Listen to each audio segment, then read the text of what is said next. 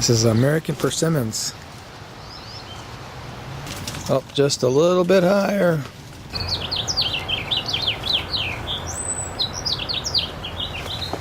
Right here is a basswood tree that's given us quite a blossom show. The tree is full of them. And I don't have any honeybees to take advantage of it. This is a later maturing honeyberry.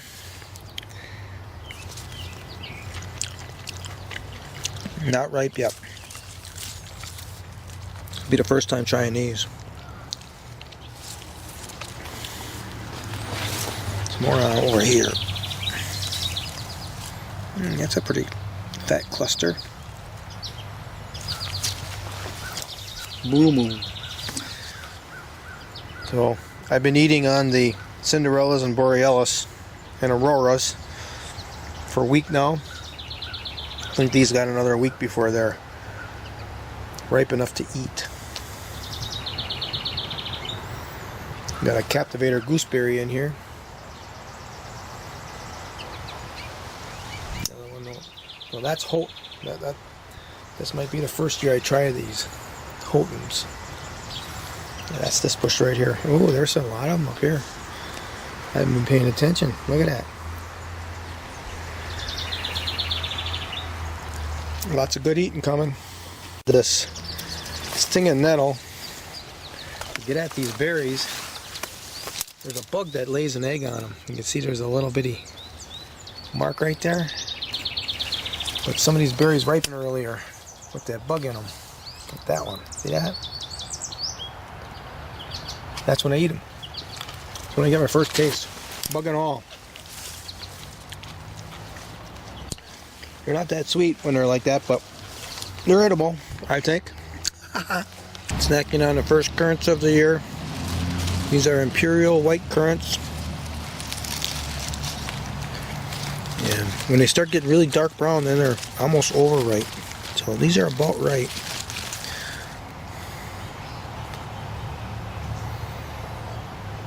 You don't want to eat that leaf. But I'm going to eat all of that right now.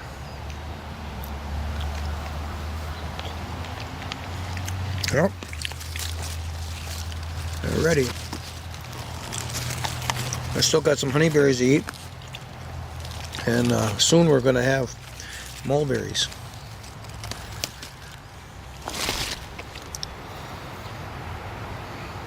Yeah, these have very little of that astringency. Normally thought of it in the currant world, like the black currants. Some of the red currants are pretty astringent. There are some red ones now that are pretty good.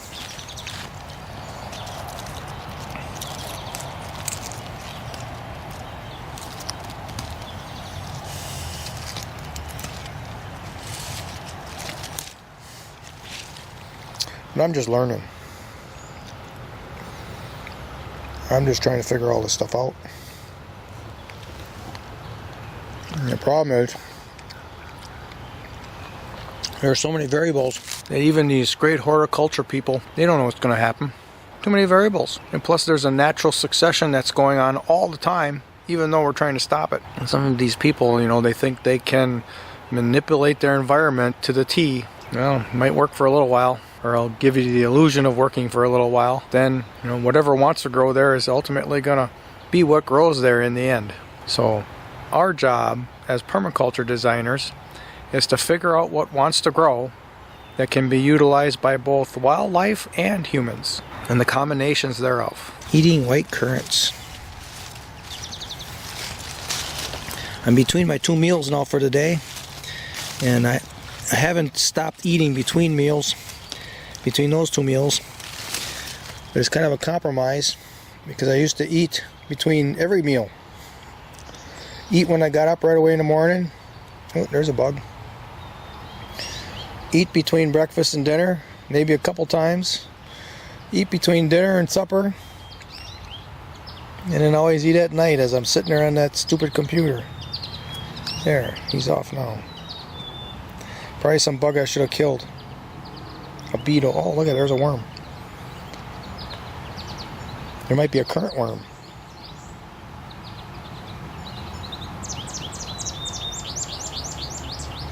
There's another like crustacean-like thing.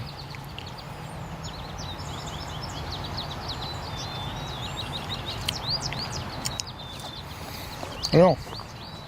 I'm gonna wash them off in rainwater. Maybe I should kill that worm. Might be something, just the start of something, and I'm gonna slow it down by killing it.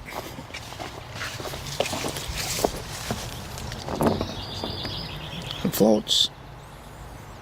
And see, I think that's another little worm.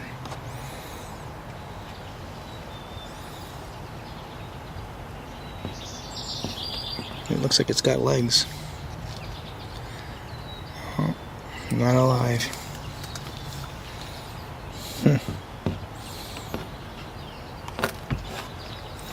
Well, it's dead now.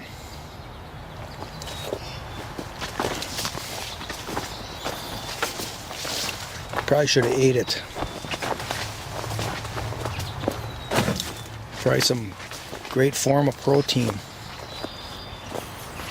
No, I went and killed it. I guess I can go back there if I put my money where my mouth is. I'll go back there and eat it after I kill it, right? Probably not. Ooh, there's a nice batch right there. There's a guy on TV I used to watch once in a while. He used to eat all kinds of weird stuff. I don't watch much TV anymore. Maybe a nice batch.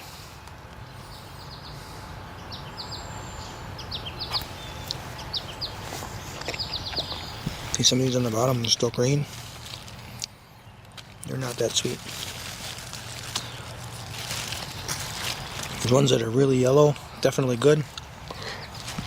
And the ones that are turning a little brown, those are almost overripe. They're pretty sweet.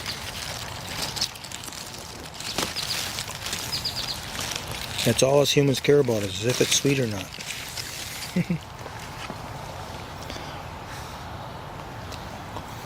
Yeah, I just ate 2 duck eggs and a whole pile of greens for breakfast, so I'm pretty full. I had enough. This is a plant I transplanted in here this spring. You can see it's got muted growth on the leaves and the berries are small.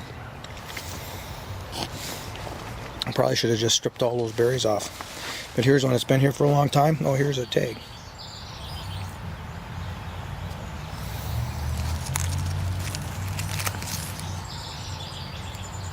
And you can see the berries are a lot larger. The leaves are full, healthy looking. I've got a red one up front that has some sort of a, well, this one's got a little bit of it too, a little bit of a blistering or something. They're not supposed to get white blister rust, white pine blister rust, so this is something, I don't know what it is. And I've got a red one that's got a lot of it. Ooh, missed a couple. Can't help myself. Alright. Berries. These are Nova.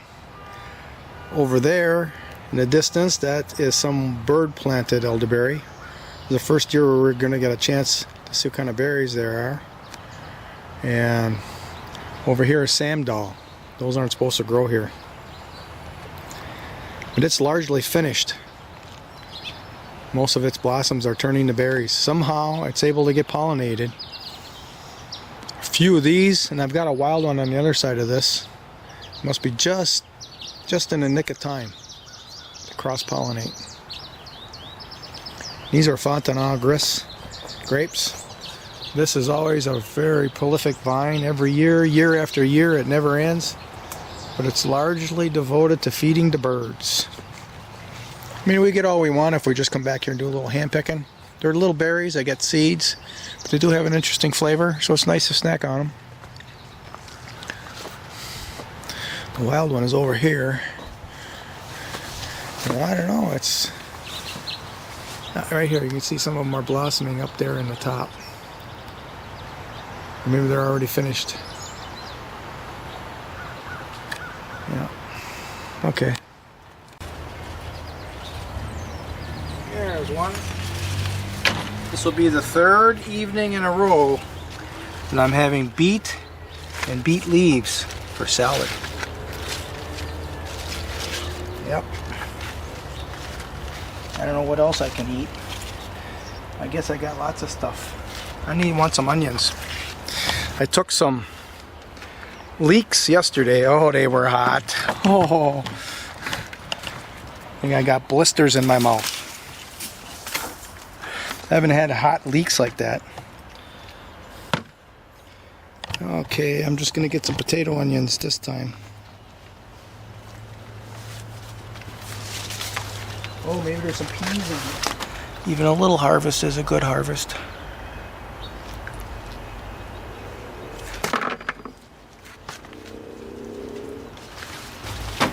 They look a little anemic, but I'm sure they're gonna clean up nice. I'm gonna go ahead and clean these up and I'll show you a picture. Alright, so this is the third evening in a row of a beet. I'm eating the beet and the leaves, and I'm cutting the stems. I'm saving those for breakfast. I'm eating rat's tail. These are seed pods from a radish. And I've been eating these breakfast and dinner every single day for the last 3 days because I have so many. This time as a new addition, I have some peas. Then there's some potato onions here that were grown in the shade, and I didn't think they would bulb up. So we're going to go ahead and get some fresh onion in there. So that is a wrap for today's meal.